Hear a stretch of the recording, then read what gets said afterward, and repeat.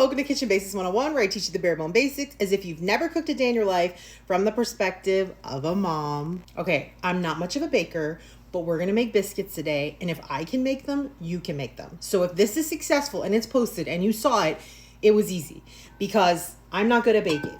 I have hot hands and I overmix and I'm impatient. I'm not a good baker, okay? But if we can do this, it'll be amazing because who doesn't love fresh homemade biscuits? I do. Starting with 4 cups of all-purpose flour. And just like that, my clean apron is dirty again. Okay, then we're gonna use baking powder. This is our leavening agent. We're gonna do 2 tablespoons of baking powder. I'm gonna switch to the teaspoon, a little smaller. We're gonna do 2 teaspoons of salt and 2 teaspoons of sugar. And that's just balance. It's not gonna make it salty or sweet. It's just gonna add balance and flavor to the dough. I'm gonna whisk all of that together to combine all of those dry ingredients together. So we've got 4 cups of flour, 2 tablespoons of baking powder, 2 teaspoons of salt, and 2 teaspoons of sugar. Okay, that's our dry base. And then we're gonna add 2 cups of milk. It's also an easy recipe to remember, which I love. It needs to be easy to make and easy to remember. I'm taking out of the freezer a cup of frozen butter, and I'm gonna get my grater ready to grate it up. An entire cup. So this is 2 sticks if you're using like regular long stick butter, or 1 big block, 8 ounces. And we're gonna grate it up. I'm gonna use a grater because I have hot hands and I will melt this if I touch it. If this turns out easy, like I think it will, I'll probably invest in a pastry cutter, but I don't currently have one. So I'm just gonna use a fork to work my butter into my pastry. So I'm just gonna shave up my frozen butter. And this is just gonna help the butter to stay together while you're mixing it up. And it'll get like incorporated, but it'll stay in its little solid pieces. I'm gonna try not to touch it as much as I can. Have you ever seen anything more delicious in your life than a giant bowl of grated butter? Yum. Okay, so I'm gonna put like half of it in to start and work it into the dough with a fork. This would be easier with a pastry cutter, but I don't have a pastry cutter. But you just basically want to mix all of the butter into all of the dry ingredients. So there's little tiny bits of butter all throughout your dough. My frozen butter stuck to my bowl. Next time I should use parchment paper maybe to have an easier time, because like nothing really sticks to parchment paper. I think that grating the butter definitely makes this whole process easier because your butter is basically already all little pieces, so it mixes in really easily with the rest of the ingredients. Now we're gonna add 2 cups of milk, and I would imagine this is the part where we don't stir too much. You want the dough to just come together, and it's obviously gonna be like a sticky ball. I'm still using a fork for this, but we might need a spoon. We basically just want it to come together as a ball, and then we'll turn it out.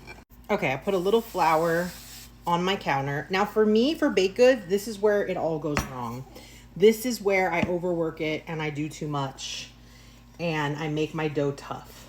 So if you're a master baker, you know that this is probably the part where a lot of people go wrong. We're supposed to press it out into like a square and then fold it. Oh, I see it is a little bit sticky. I didn't think it was. So you can always add like flour to your hands if it's sticky.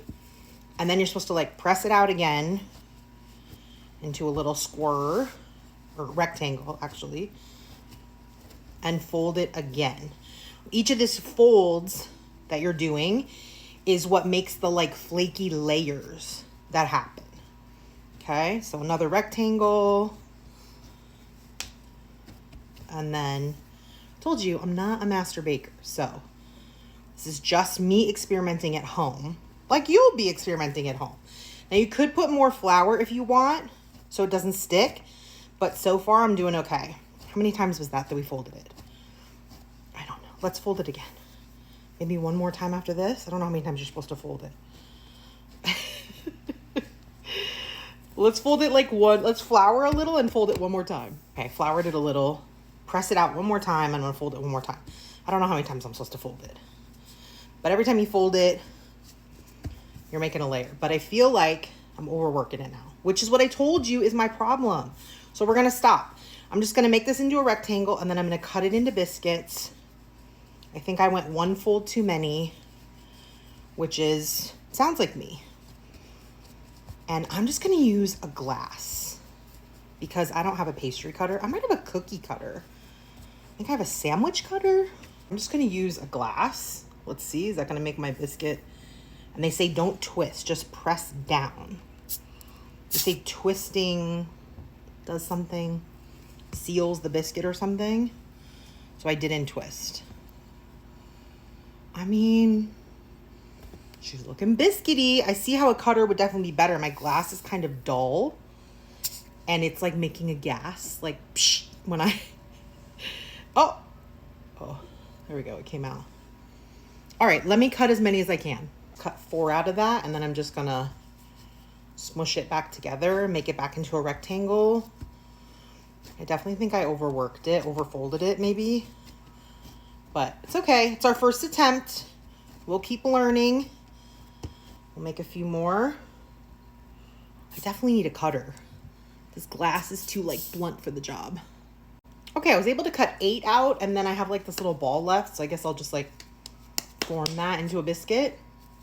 It's the last one, it's the biscuit ball. That one's too hot. I'm gonna tell you right now, that one ain't gonna puff up. You can use a regular pan, but I'm just gonna use my cast iron. I put parchment paper in it so nothing gets stuck on there. I'm gonna put it in a 425-degree oven for 15 minutes. And let's all just like hope for the best.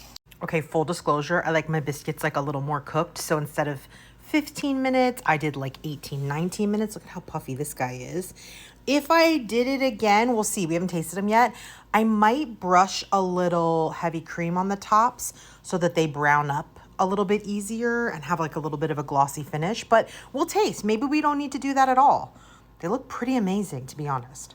The smell here, fantastic. Like intoxicating, buttery smell. They're still really, really hot. So I'm gonna let it cool a little bit more. Literally have like no patience. I just want to dig in, but it's so hot. Look at all these flaky layers. Oh my gosh. I'm so excited. I tasted a little bite naked, but I'm gonna put a little jam. I think because I used salted butter, they are a touch salty. So I think I would pull back to 1 teaspoon of salt instead of 2 teaspoons of salt, but the original poster probably didn't use salted butter, but I always use salted butter. But the texture, the flavor, incredible.